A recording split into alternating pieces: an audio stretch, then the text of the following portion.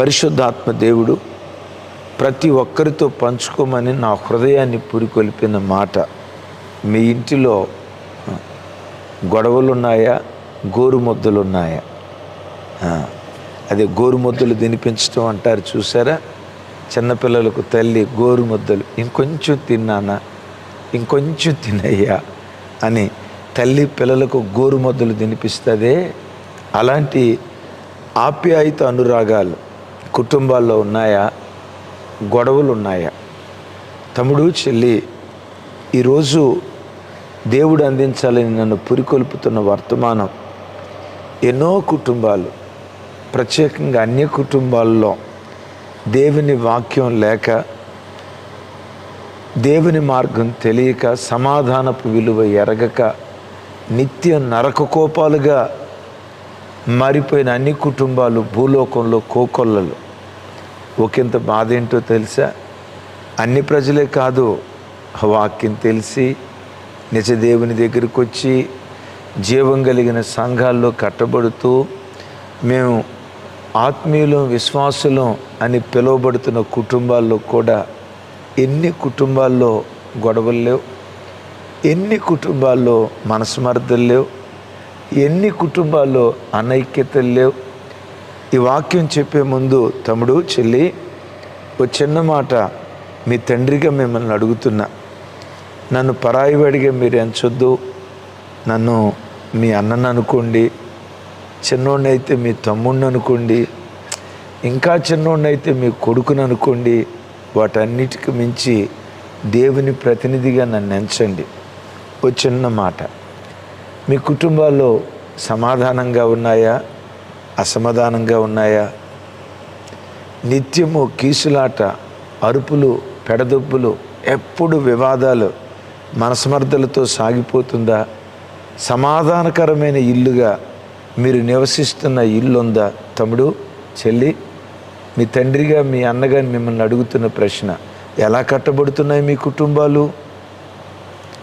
అసమాధానం, అశాంతి, అనైక్యత ఎంత ప్రమాదమో మీలో దేవుని వాక్యాన్ని మీతో పంచుకుంటాను. చూడండి, సామెతల గ్రంథం 15వ అధ్యాయం 15వ వచనం నుంచి 17వ వచనం వరకు, అలాగే 17వ అధ్యాయం 1వ వచనం, 14వ వచనం, ఈ మూడు నేను మీ ముందు ఉంచాలని ఆశపడుతున్నాను. బాధపడువానికి దినములన్నీ శ్రమకరములు, సంతోష హృదయునికి నిత్యము విందు కలుగును. నెమ్మది లేకుండా విస్తారమైన ధనముండుట కంటే యెహోవా యందు భయభక్తులతో కూడా కొంచెము కలిగి ఉండటం మేలు. పగవాని ఎంట క్రొవ్విన ఎద్దు మాంసము తినుట కంటే ప్రేమగల చోట ఆకుకూరల భోజనము తినుట మేలు. 17వ అధ్యాయం 1వ వచనం, రుచి అయిన భోజన పదార్థములున్నను కలహముతో కూడిన ఇంట ఉండుట కంటే నెమ్మది కలిగి ఉండి ఒట్టి రొట్టె మొక్కలు తినుట మేలు. విన్నారా? 2 ఇళ్ళు ఉన్నాయి. ఒక ఇంట్లో ఎప్పుడు గొడవలే, విచిత్రం. ఆ ఇంట్లో ఎప్పుడు విందు భోజనాలే, మాంసం, పీతలు, రొయ్యలు, కప్పలు, పాములు, chicken biryani, mutton biryani, dum biryani, gum biryani, కొండ బిర్యానీ, విన్నారా? నెల్లూరు చేపల పులుసు, రకరకాల రుచికరమైన భోజన పదార్థాలు ఎప్పుడు ఆ ఇంట్లో ఉంటాయి. అట్ ద సేమ్ టైం ఆ ఇంట్లో ఎప్పుడు గొడవలే ఉంటాయి.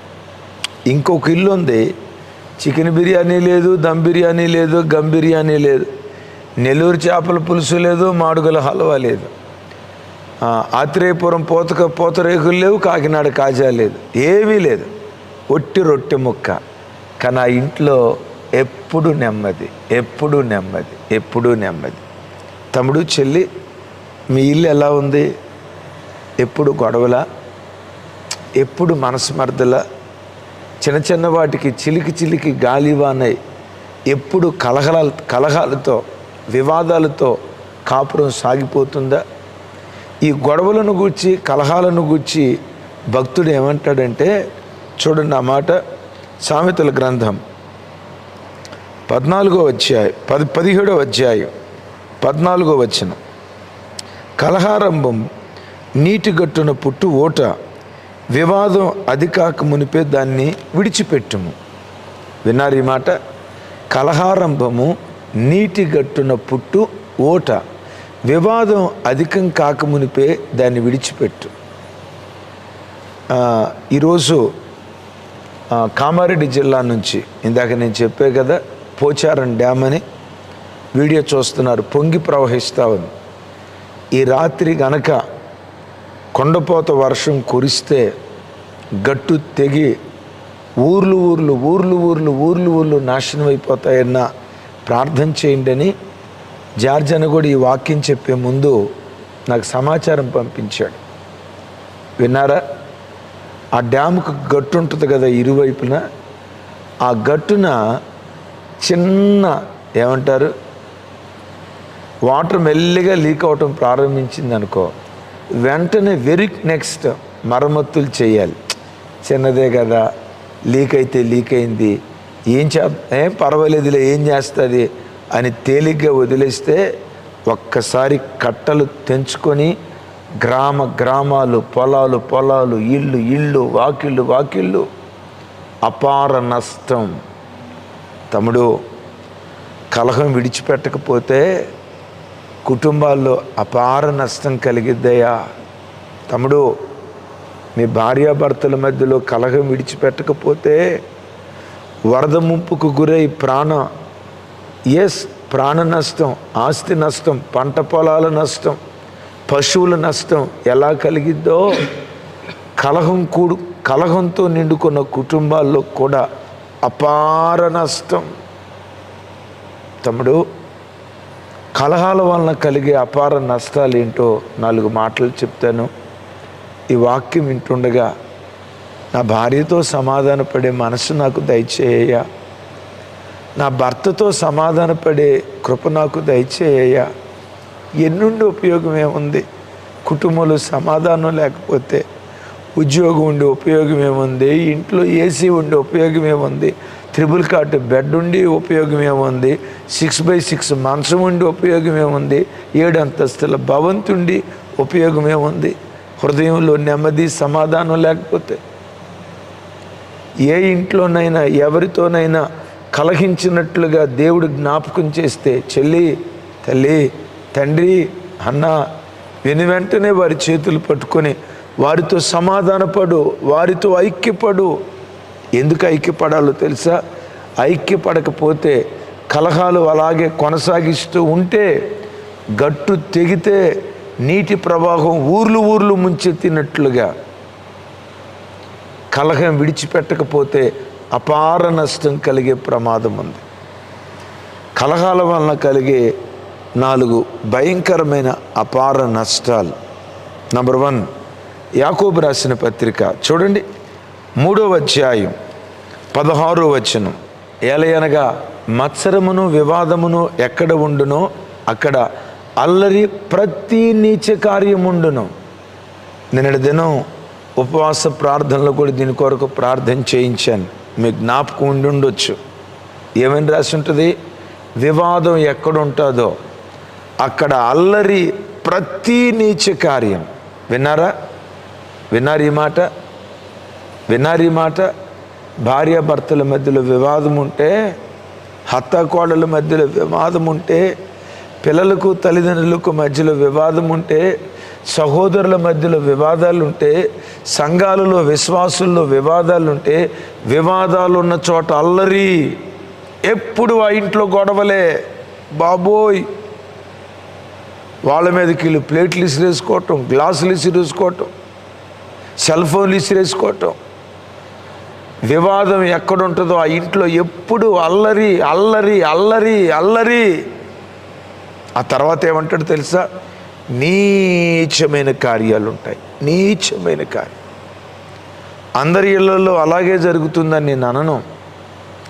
కొంతమంది, రే తమ్ముడా ఎందుకు అట్లా తాగుబోతు అయ్యో అన్నా, నేను తాగుబోతునే, నేను కాదన్నా. కానీ నా పరిస్థితి చెప్పంటారా? నా భార్యకి ప్రేమ తెలియదన్నా, ఆప్యాయంగా మాట్లాడటం తెలియదన్నా, ప్రక్కన కూర్చొని భర్తే ఆ ఆప్యాయతను, ఆ గోరు మొదలు తినిపించే అనుభవం ఉండదన్నా. గయ్యాలిదన్నా. నేను తాగుబోతున్నవటానికి కొంత వ్యసన పరువుని నేను కాదన్నా. అయితే ఈ త్రాగుడు వైపు వెళ్ళటానికి, మనశ్శాంతి కోసం నేను వెళ్ళటానికి నా భార్య వివాదాలు దీనికి కారణం అన్నా. చిన్నదైతే వాళ్ళ అమ్మకు ఫోన్ చేస్తుంది, వాళ్ళ అక్కోళ్ళకు ఫోన్ చేస్తుంది, వాళ్ళ బావోళ్ళకు ఫోన్ చేస్తుంది. మొత్తం టోటల్ బెటాలియన్ వస్తారన్న. ఒక చిన్న విషయం కొరకు గొడవ గొడవ గొడవ. ఈ నీచమైన కార్యానికి నేను దిగజారటానికి కారణం నా భార్య గయ్యాలితనం అన్నా, మా అత్తమామల వివాదాలన్నా. కొంతమంది చెప్తారు, అమ్మా అంత మంచి భర్త కదా, ఎట్లా నువ్వు అక్రమ సంబంధంలో పడ్డావు, ఎందుకు ఎట్లా దారి తప్పావు, ఇలాంటి నీచమైన కార్యానికి ఎందుకు నువ్వు ఒడిగట్టావు? అయ్యా, పేరుకు భర్తే, ఏనాడు ప్రేమను పంచినవాడు కాదు. పేరుకు ఇల్లే. మా అత్త ఒక రాక్షసి, మా మామ ఒక సాడ్. అయ్యో అయ్యా, ఇది ఇల్లనే కంటే కూడా ప్రత్యక్ష నరకం. అందుకనే నేను చేసిన తప్పే, కానీ ఈ నీచమైన కార్యానికి దిగజారటానికి, తమ్ముళ్ళారా చెల్లెళ్ళారా, నీచమైన కార్యాలకు దిగజారటానికి కారణం ఏంటో తెలుసా? వివాదాలు. నా చేతులెత్తి దీవిస్తున్నా, మీ ఇంటిలో నీచ కార్యాలు జరగకూడదు, ఘనమైన కార్యాలు జరగాలి. ఎందుకు? మీరు ఆరాధించే దేవుడు ఘనుడు. ఘనుడైన దేవుని ఆరాధించే మీ కుటుంబాల్లో ఎప్పుడు ఘనమైన కార్యాలు జరుగునుగాక. విన్నారా? వివాదాలున్న ఇంటిలో జరిగే అపార నష్టం, మొట్టమొదటి నష్టం నీచ కార్యాలు జరుగుతాయి. రెండోది చెప్పమంటారా? పిల్లల భవిష్యత్తు పట్ల, పిల్లల భవిష్యత్తు మీద భయంకరమైన ప్రభావం చూపిస్తాయి. విన్నారు ఈ మాట? నా పిల్లలని 24 గంటల పిల్లల కొరకు ఆరాట పడతావే, నా పిల్లలని కూర్చున్నా లేచిన పిల్లల కోసం గుండె కొట్టుకుంటుందే, మంచిది, అలాంటి మనసు ఉండటం మంచిది. అయితే నేనంట, నీ పిల్లల భవిష్యత్తు మీద ప్రభావం చూపించేది ఏదో తెలుసా? మీ భార్యాభర్తల మధ్యలో ఉన్న వాతావరణం. మీరెంత ప్రేమగా బ్రతుకుతారో ఆ ప్రేమతో కూడుకున్న వాతావరణంలో వాళ్ళు పెరిగి వాళ్ళు ప్రేమ కలిగిన వాళ్ళగా మారుతారు. వాళ్ళు సమాధానంగా బ్రతికే వాళ్ళు అనుకో, చూడండి, మీరు సమాధానంగా బ్రతికే వాళ్ళు అనుకో, ఆ సమాధానకరమైన వాతావరణం పిల్లల మీద కూడా ప్రభావితం చూపిస్తుంది. ఎప్పుడు వివాదపడే వాళ్ళైతే, ఎప్పుడు గొడవ పడే వాళ్ళైతే, కడుపున పుట్టిన పిల్లలు కూడా అలాంటి వివాదాస్పదమైన వ్యక్తులుగా మారి వాళ్ళ భవిష్యత్తు, వాళ్ళ చదువుల మీద, మీ భార్యాభర్తలు కొట్లాడుకుంటే పిల్లలు ఎలా హోంవర్క్ చేసుకోగలుగుతారు? మీ భార్యాభర్తలు కొట్లాడుకుంటూ ఉంటే పిల్లలు పుస్తకాల దగ్గర ఎట్లా కూర్చుంటారు? మీ భార్యాభర్తలు కొట్లాడుకుంటే వాడు స్కూల్కి వెళ్ళిన తర్వాత ఎలా పాఠాలు వినగలుగుతాడు? వాడి ఆలోచన 24 గంటలు మీ చుట్టూతో తిరగదా? వాడి ఆలోచనలు మీ చుట్టూతో తిరగదా? ఆ పసి హృదయం ఎంత తలడిల్లిపోతుందో. ఓ మూర్ఖుడా, తమ్ముడా, భార్యతో పదే గొడవ పడే మూర్ఖుడా, భర్తతో గొడవ పడే ఓ మూర్ఖురాలా, నీ దుష్ప్రవర్తన పిల్లల భవిష్యత్తు మీద ఎంత ప్రభావితం చూపిస్తుందో ఎప్పుడైనా ఆలోచించావా? వాడు స్కూల్కి వెళ్ళినా చదువుకోకుండా ఇంటికి వస్తే ఈ వాతావరణం సైకోలుగా మారిపోతారు. చార్లెస్ శోభరాజ్ సీరియల్ కిల్లర్, మీరు పేరు విని ఉంటారు. Charles Shobharaj serial killer. బాబో, ఇంత నరహంతకుడుగా నువ్వు ఎట్లా మారిపోయావయ్యా? ఏమన్నాడో తెలుసు? ఒక సందర్భంలో ఏడుస్తూ, ఎవడికి చెడుగా బ్రతకాలని ఉంటుంది సార్, అఫ్కోర్స్ నేను చెడ్డోడే, కానీ నేను చెడ్డోడు అవటానికి నా బాల్యదిన జ్ఞాపకాలు కొన్ని. నా తండ్రి వాడు తాగుబోతూ, తిరుగుబోతూ 24 గంటలు మా అమ్మని హింసించేవాడు. మా అమ్మ ఓర్చుకుంది.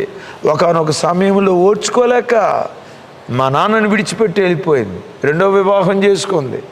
వాడు నాకెప్పుడు తండ్రి ప్రేమను పంచినవాడు కాదు.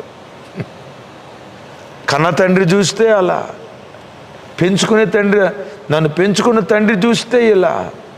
మా అమ్మ ఏం మాట్లాడాలో అర్థం కాక మూగజీవిలాగా మౌనంగా ఉండేది. ఆ కలహాల మధ్యలో పెరిగి పెరిగి నేను ఉన్మాదిగా మారిపోయా, నేను చెడ్డోడిగా మారిపోయా, నరహంతకుడుగా మారిపోయా.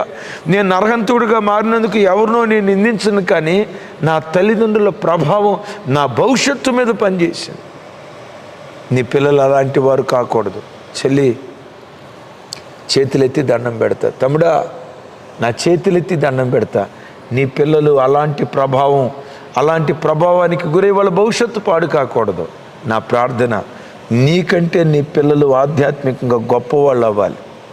అన్ని కోణాల్లో నీకంటే శక్తివంతులుగా మార్చబడాలి.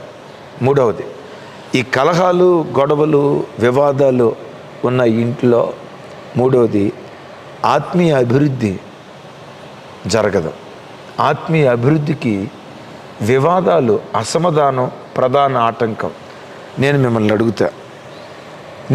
అడుగుతా, సాయంత్రం 5ంటికి మీ భార్యాభర్తలు కొట్లాడి, సాయంత్రం భార్యాభర్తలు మీరు కొట్లాడి 7 గంటలకు కుటుంబ ప్రార్థన చేసుకోగలుగుతారా? సాయంత్రం కొట్లాడి ఆ రాత్రి పడకల మీదకి వెళ్ళి మోకరించి ప్రార్థన చేసుకొని నిద్రపోగలుగుతారా? ఆ తెల్లారి లేచినప్పుడు, విన్నారా, ఆ తెల్లారి లేచినప్పుడు అరుణోదయపు దినాన దేవానికి స్తోత్రం అని దేవుని స్తుతించగలుగుతారా? 4-5 రోజుల పాటు ఇంట్లో ప్రార్థన జరగదుగా, 4-5 రోజుల పాటు కుటుంబ ఆరాధన జరగదు కదా. కుటుంబాల్లో ఉన్న అసమాధానం, వివాదాలు, గొడవలు ఆధ్యాత్మిక అభివృద్ధికి ఓ భయంకరమైన గొడ్డలి పెట్టు. తెలుసా మీకు ఈ సంగతి? ఆధ్యాత్మిక అభివృద్ధికి ఒక గొడ్డలి పెట్టు. అరే, గొడవలు పడి భార్యాభర్తలు కలిసి ఎట్లా మందిరానికి రాగలుగుతారు? ఎట్లా మందిరంలో ప్రభువుని ఆరాధించగలుగుతారు? దొంగల్లాగా మందిరానికి రావాల్సిందేగా, దొంగల్లాగా మూలమూలను నక్కోవాల్సిందేగా, దొంగల్లాగా స్వేచ్ఛగా ప్రభు సన్నిధిలో తిరగలేరు కదా. ఆ అపరాధ భావం నిన్ను కృంగదీయదా? ఆ అపరాధ భావం నిన్ను నిందించదా? దేవునికి నిన్ను దూరంగా తీసుకొని వెళ్ళదా? బైబిల్ చదవనిస్తుందా? ఏమమ్మా, ఇందాకే కదా భర్తతో గొడవ పడ్డావు, ఏం బైబిల్ చదువుకుంటావు? ఏమయ్యా, ఇందాకే కదా భార్యను గొడ్డును బాదినట్టు బాదావు, ఇంకేం మోకరించి నీ మనస్సాక్షిని నీ మీద నేరారోపణ చేయదా? చూసారా ఇలాంటి భయంకరమైన ఆటంకం, ఆధ్యాత్మిక అభివృద్ధికి ప్రధాన ఆటంకం కుటుంబంలో ఉన్న అసమాధానం. మీరు సమాధానంగా ఉండండి. మీ ఇంటిలో ప్రతిరోజు కుటుంబ ప్రార్థనలు జరుగుతాయి, ప్రతిరోజు అరుణోదయ ప్రార్థనలు జరుగుతాయి. 4వది, మరలా చెప్తున్నాను, కలహం నీటిగట్టున పుట్టు ఓట. ఆ నీటిగట్టు తెగేటప్పుడే మొట్టమొదట మరమ్మతు చేయాలి. వివాదం ప్రారంభం కాకమునిపే దాన్ని విడిచిపెట్టాలి. దాన్ని కొనసాగించావా, వన్స్ గట్టు తెగిందా, ఊర్లు వినాశనం అయిపోతాయి, వేలాది ఎకరాల పంట పొలాలు పాడైపోతాయి, జన నష్టం, ఆస్తి నష్టం, ప్రాణ నష్టం. బాబోయ్, ఇలాంటి నష్టాలు వరదలో ఉన్నాయనేది ఎంత వాస్తవమో కలహాల్లో ఉన్నాయనేది కూడా అంతే ఖచ్చితం. 4వ మాట చెప్పి నేను ప్రార్థన చేస్తాను. ఇంట్లో ఎప్పుడు గొడవలు ఉంటే ఇల్లే ఓ ప్రత్యక్ష నరకం. ఇల్లే ఒక ప్రత్యక్ష నరకం. విన్నారా? ఇల్లే ఒక ప్రత్యక్ష నరకం. అసమాధానం ఉంటే ఇల్లే ఒక ప్రత్యక్ష నరకం. అందుకనే భక్తుడు సొలొమోను ఇలా అంటారు, చూడండి, సామెతల గ్రంథం 21వ అధ్యాయం 9వ వచనం 19వ వచనం. గయ్యాలితో పెద్ద ఇంట ఉండుట కంటే మిద్దె మీద ఒక మూల నివసించటం మేలు. 19వ వచనం. ప్రాణము విసిగించు జగడగొండి దానితో కాపురం ఉండుట కంటే అరణ్యంలో నివసించటం మేలు. విన్నారా ఈ 2 మాటలు? గయ్యాలితో పెద్ద ఇంట ఉండుట కంటే ఒక మూలన మిద్దె మీద నివసించటం మేలు. విన్నారు ఈ మాట? అట్లాగని నన్ను మీరు వేరే రకంగా అనుకోవద్దు. గయ్యాలి భార్య అనే పేరు బైబిల్లో రాసింది, కానీ గయ్యాలి భర్త అనే పేరు బైబిల్లో రాసిందో లేదో నాకు తెలియదు. మీకు ఎవరికైనా రెఫరెన్స్ తెలిసి ఉంటే గయ్యాలి భర్త అనే పేరు బైబిల్లో ఎక్కడైనా రాసి ఉంటే నాకు జస్ట్ రెఫరెన్స్ పెట్టండి, నేను కూడా తెలుసుకుంటాను. వేరే రకంగా కాదు. నాకు తెలియని విషయాలు ఏవైనా ఉంటే నేను నేర్చుకుంటా. మీరు చెప్పండి, కింద కామెంట్ బాక్స్లో రాయండి. సహజంగా గయ్యాలితనం పురుషులకు ఉంటుందా, స్త్రీలకు ఉంటుందా? మీకు తెలిసింది రాయండి. నాకు తెలియంది ఏదన్నా ఉంటే మీ కామెంట్ తప్పకుండా చదువుతాను, నేను నేర్చుకుంటాను. కొన్ని చోట్ల గయ్యాలితనం ఉంటుంది కొంతమంది స్త్రీలకి, అందరికీ కాదు సుమి. గయ్యాలితో పెద్ద ఇంట ఉండుట కంటే, ఏ ఇల్లు అంట? పెద్ద ఇల్లు, 500 గజాల ఇల్లు, 1000 గజాల ఇల్లు, బాబోయ్ ఒక్కొక్క ఫ్లోర్కి వచ్చి 15 గదులు, పెద్ద ఇల్లు, లంకంత కొంప అంటాడు ఆయన. ఈ గయ్యాలి దానితో పెద్ద ఇంట కాపురం ఉండటం కంటే పైన పెంట్ హౌస్ ఉంటుంది కదా, చిన్న గది, మిద్దె మీద ఒక మూలం నివసించడం మేలు అంటాడు. ఆ తర్వాత భక్తుడు మిద్దె దాటి 19వ వచనంలో ఎక్కడికి వచ్చాడో తెలుసా? ప్రాణము విసిగించు జగడగొండి దానితో బాబా కాపురము చేయుట కంటే అరణ్యంలో నివసించటం మేలు అన్నాడు. ఏమో ప్రాణాన్ని విసిగించే తత్వం భర్తల్లో కూడా ఉందేమో, పురుషుల్లో కూడా ఉండి ఉండొచ్చు, అలాగే స్త్రీలలో కూడా ఉండి ఉండొచ్చు. ప్రాణమును విసిగించే జగడగొండితో కాపురం ఉండట కంటే అరణ్య భూమిలో నివసించటం మేలు. ఒకసారి నా వైపు చూడండి, ఎక్కడ నివసించటం మేలు అంటాడు? ఏమండి, ఇంట్లో ఎవరున్నారు? గయ్యాలి భార్య ఉంది. అరణ్యంలో ఎవరున్నారు? నేను అరణ్యానికి వెళ్ళి నివసిస్తాను అంటాడు. అరణ్యంలో ఎవరున్నారు? అరణ్యంలో సింహాలు కదా ఉండేది. ఒక మాట అండి, అరణ్యంలో ఉండేది పులులు కదా, అరణ్యంలో ఉండేది చిరుత పులులు కదా, అరణ్యంలో ఉండేది ఎలుకబంట్లు కదా, అరణ్యంలో ఉండేది తోడేలు కదా. భయంకరమైన క్రూర మృగాలు అరణ్యంలో ఉంటే ఈయనేమంటాడు తెలుసా? ఈ గయ్యాలి దానితో ఈ ఇంట్లో ఉండే కంటే అరణ్యంలో నివసించడం మేలు అంటాడు.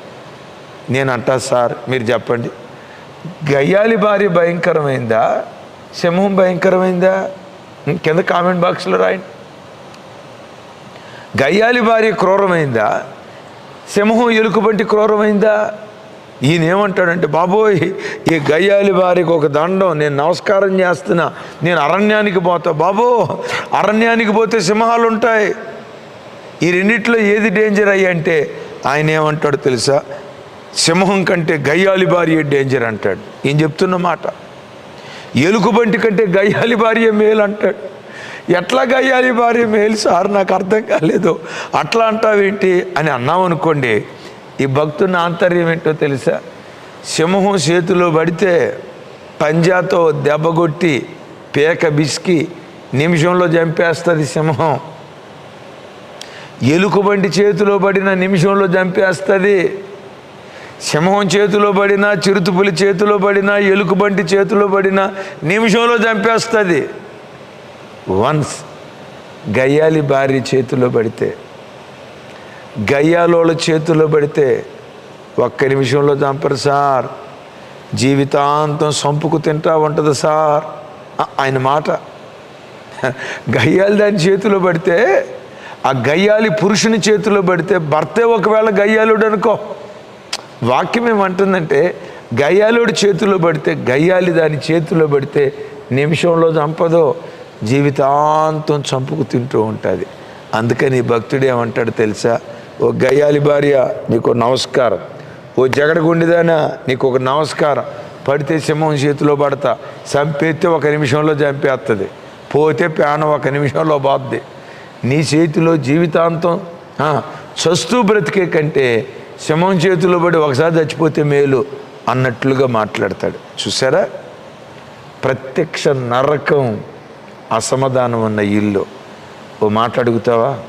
దేవా, నా ఇల్లు సమాధాన నిలయంగా ఉండాలి, సమాధానపు రాజుగా నా ఇంటిలో అడుగుపెట్టు.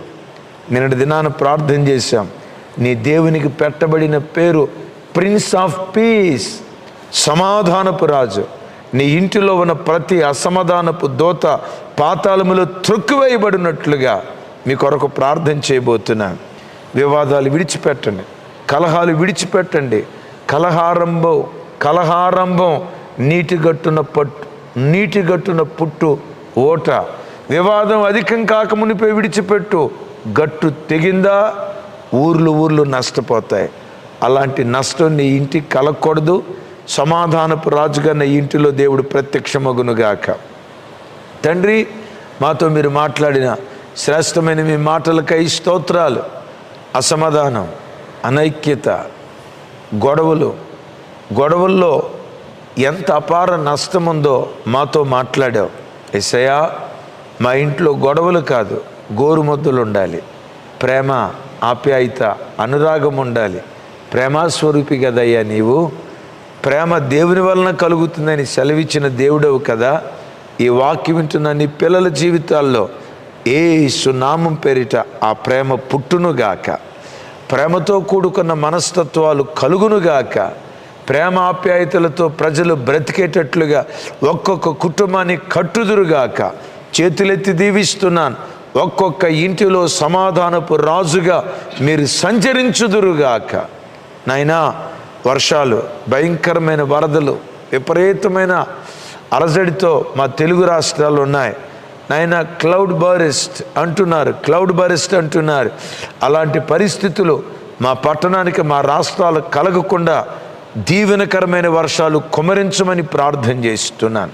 అలా మీరు కురిపించినందుకు స్తోత్రం. కామారెడ్డి జిల్లా కొరకు, నిజామాబాద్ జిల్లా కొరకు, మెదక్ జిల్లా కొరకు, ఆ ప్రాంతాల్లో ఉంటున్న మా విశ్వాసుల కుటుంబాల కొరకు స్తుతిస్తూ యేసు నామం పేరిట ప్రార్థించి స్తుతించి పొందియున్నాము తండ్రి. ఆమేన్. తండ్రి అయిన దేవుని ప్రేమ, కుమారుడైన యేసుక్రీస్తు వారి దివ్యకృప, పరిశుద్ధాత్మదేవుని సహవాసం మనకు సకల పరిశుద్ధులకు సదా తోడయుండి నడిపించునుగాక. Amen, amen, amen. Thank you. కృపా సమాధానాలు మీ అందరికీ, మనందరికీ కలుగునుగాక.